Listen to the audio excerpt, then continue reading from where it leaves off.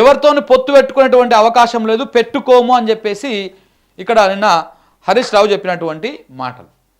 ఎవరితోని పొత్తు పెట్టుకోము, ఏదో పార్టీతో పొత్తు పెట్టుకుంటారని, బీజేపీతో పెట్టుకుంటారని, బీజేపీలో విలీనం అయిపోతుందని ఈ దుష్ట శక్తులు కొన్ని ప్రచారం చేస్తా ఉన్నాయి. ఇవన్నీ తప్పు అని చెప్పేసి ఆయన చెప్పడం జరిగింది. దాంతోపాటు రేవంత్ రెడ్డి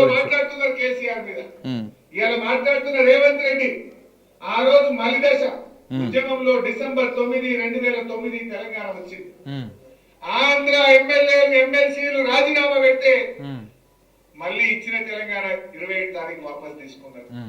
ఆ రోజు జేఏసీ ఏర్పాటు చేసి తెలంగాణలో అందరు రాజీనామా చేయాలంటే ఇదే రేవంత్ రెడ్డి ఆ రోజు తెలుగుదేశం పార్టీలో ఉండి జిరాక్స్ కాగితం ఇచ్చింది తప్ప స్పీకర్ కు ఒరిజినల్ కాగితం ఇవ్వలేదు. దొంగలు కదా అట్లనే ఉంటారు. పదవులకు ఆశలు పడే దొంగలు ఎట్లుంటారు? పదవి కాపాడుకోవాలా, అట్లా బయటకు పోతే మళ్ళీ జనం తిడతారేమని చెప్పేసి జిరాక్స్ కాగితం ఇవ్వాలి. జిరాక్స్ కాగితం ఇస్తే ఎవడన్నా రాజీనామా ఆమోదం చేస్తారా అన్నయ్య? చేస్తారా? అవుతుందా?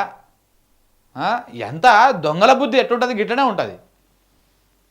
రాజీనామా చేయమంటే ధైర్యం లేదు, రాజీనామా చేయకుండా వెన్ను చూపి పారిపోయిన నాయకుడు. ఒక్కనాడు జై తెలంగాణ వ్యక్తి, అమరులకు ఒక్కనాడు శ్రద్ధాంజలి ఘటించని వ్యక్తి, ఇంకా ఆయన ఉద్యమకారుల మీద తుపాకీ పట్టుకొని బయలుదేరిన రైఫిల్ రెడ్డి రేవంత్ రెడ్డి. సో అది ఆయన చరిత్ర, రేవంత్ రెడ్డి గారి చరిత్ర.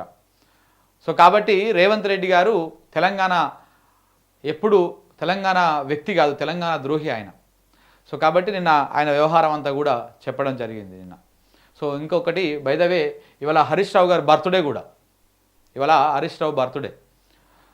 సో ఆయన బర్త్డే సందర్భంగా ఆయనకు కూడా జన్మదిన శుభాకాంక్షలు చెప్తా ఉన్నా.